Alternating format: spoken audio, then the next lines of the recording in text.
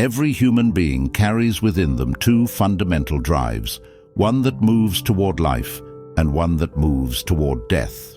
Erich Fromm, the German psychoanalyst and social philosopher, named these forces biophilia and necrophilia. At first glance, the words seem strange, even unsettling, but they are not meant in the narrow sense of biology or sexuality. They are Fromm's way of describing the deepest orientations of the human soul. Biophilia literally means the love of life. It is the tendency to preserve, nurture, and affirm existence. A biophilic person seeks growth, creation, and renewal.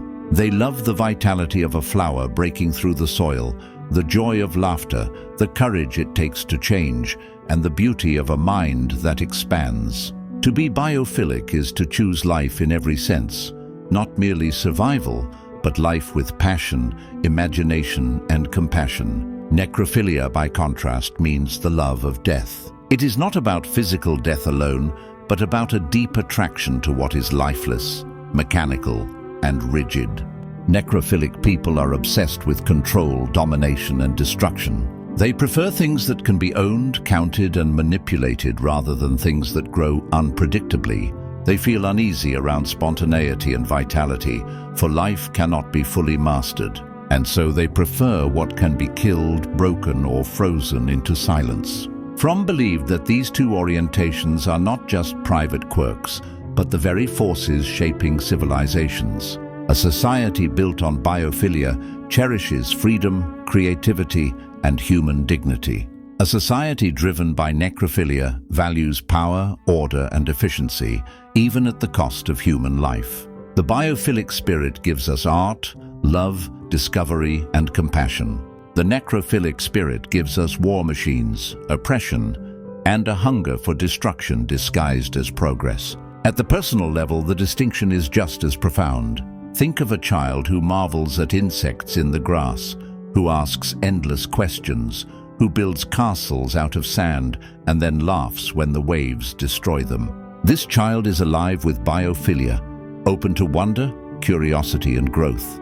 Now contrast this with the adult who scoffs at curiosity, who mocks joy, who seeks to dominate conversations, environments, and even people. This person prefers things to people, possessions to relationships, and control to love. That is the necrophilic spirit at work. Fromm's insight was that necrophilia is not always obvious. It hides in everyday habits, in the love of routine without purpose, in the obsession with things over experiences, in the desire to turn living beings into objects. The corporate executive who values profits over human well-being, the authoritarian who seeks obedience over freedom, the abuser who prefers a partner broken and dependent rather than strong and free. All of them embody necrophilia. Biophilia, on the other hand, is not sentimental optimism. It is not about smiling through life or ignoring suffering. In fact, the biophilic person often feels pain more deeply because they care, but they respond to pain with the desire to heal, not to destroy. They understand that to love life means also to fight for it, to defend it against the forces that would smother or exploit it. The danger, Fromm warned, is that necrophilia often disguises itself as strength. Destruction looks powerful, rigidity looks reliable, domination looks decisive. But this is a deception. True strength is not found in crushing what lives, but in nurturing it. It takes far more courage to love than to hate, far more power to create than to destroy. In our world today, this battle between biophilia and necrophilia plays out every day. It is in the way we treat nature. Do we preserve forests, or do we strip them bare for short-term gain? It is in the way we design technology. Do we create tools that enhance life, or machines that control and surveil it? It is in the way we treat each other. Do we approach people as unique beings with stories and dignity, or as disposable objects to be used and discarded? Fromm insisted that every choice we make leans one way or the other. There is no neutral ground. When we choose curiosity over indifference, compassion over cruelty, creativity over destruction, we choose biophilia. When we choose domination over respect, exploitation over care, or rigidity over growth, we move toward necrophilia. The most haunting part of Fromm's theory is this: necrophilia is not only the love of death, but the fear of life. It is the refusal to embrace change, vulnerability, and uncertainty. And in that refusal, it suffocates everything living. The necrophilic person, Fromm said, feels most comfortable not in the company of the alive, but in the presence of the dead, the motionless, the predictable. By contrast, the biophilic spirit accepts that life is messy, uncertain, and sometimes painful, but it is worth embracing in all its unpredictability. Biophilia is the courage to live, not just exist. And so the question Fromm leaves us with is unsettling but urgent. Which force are we feeding in our own lives, the love of life or the love of death? Erich Fromm did not treat biophilia versus necrophilia as abstract ideas. He saw them as living forces within each human being, clashing every day in subtle ways. To him, this battle was not just about personal preference, but about the very survival of humanity. He believed that unless societies consciously nurtured biophilia, the necrophilic tendencies of violence, domination, and lifeless conformity would inevitably take over. Biophilia, the creative force. Fromm described biophilia as more than a love of nature. It is an orientation toward life itself. It means feeling connected to other people, to animals, to the earth, and to the unfolding of one's own potential. A biophilic person is energized by growth and creation. They feel joy when they see a tree flourish, when they help another human being heal, or when they themselves learn and expand. Love, compassion, and creativity are the expressions of this life-oriented energy. Fromm believed biophilia was the foundation of genuine freedom. To live biophilically means to live without masks, to embrace reality rather than fleeing into illusions, and to value being over having. For Fromm, this orientation was the only path to authentic happiness. Necrophilia, the pull toward the dead. Necrophilia, in contrast, is the love of death, destruction, and lifelessness.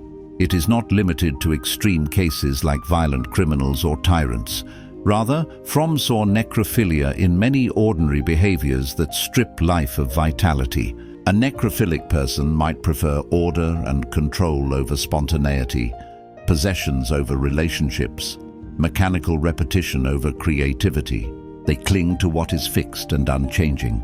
Instead of nurturing growth, they reduce living things into objects that can be owned, dominated, or consumed.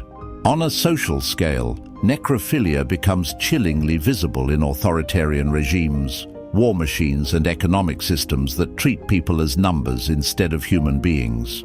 For Fromm, the necrophilic orientation was always tied to dehumanization, the internal struggle. Every individual, Fromm argued, carries both biophilic and necrophilic tendencies. The question is which side becomes dominant. Consider a person at work. When they mentor a colleague, share knowledge, and celebrate someone's growth, they are operating biophilically.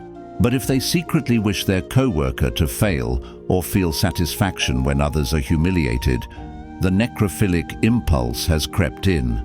Fromm emphasized that no one is purely biophilic or necrophilic. Instead, life is an ongoing struggle of orientation. The danger lies in ignoring this inner battle, allowing necrophilic habits to grow until they become one's second nature. Society's role. Fromm insisted that personal psychology cannot be separated from cultural systems. A society that values profit over people, conformity over individuality, and destruction over cooperation will cultivate necrophilia in its members. Conversely, societies that encourage creativity, freedom, education, and genuine community strengthen biophilia. He pointed to the dangers of modern industrial societies, the obsession with machines, the reduction of human beings to workers and consumers, and the fascination with weapons of mass destruction. These trends, he argued, nourished necrophilia at a cultural level. But he also saw hope in art, love, and genuine democratic engagement, which nurture the biophilic spirit. The survival of humanity, he warned, depends on which orientation societies choose to cultivate. The empath's perspective. For empaths, the struggle between biophilia and necrophilia feels especially sharp. An empath naturally gravitates toward life, connection, and healing. Yet, when exposed repeatedly to necrophilic systems or individuals, they experience exhaustion, even despair. This is where the concept of the fed-up empath aligns with Fromm's analysis. When empaths recognize necrophilic patterns, whether in toxic relationships, manipulative leaders, or destructive institutions, they reach a breaking point. Their patience is no longer tolerance, it transforms into resistance. For Fromm, such resistance is not merely personal, it is ethical. To side with life is to take a stand against destruction, dehumanization, and all that diminishes human dignity. The empath's exhaustion, then, is not weakness but a signal. The call to stop enabling necrophilic forces and to reclaim the biophilic path, the choice. In the end, Fromm's message is stark but empowering. We must choose. Will we align with the vitality of biophilia, or will we submit to the cold grip of necrophilia? This choice shapes not only our individual destiny, but also the future of humanity itself. Thank you for watching, and please don't forget to like and subscribe.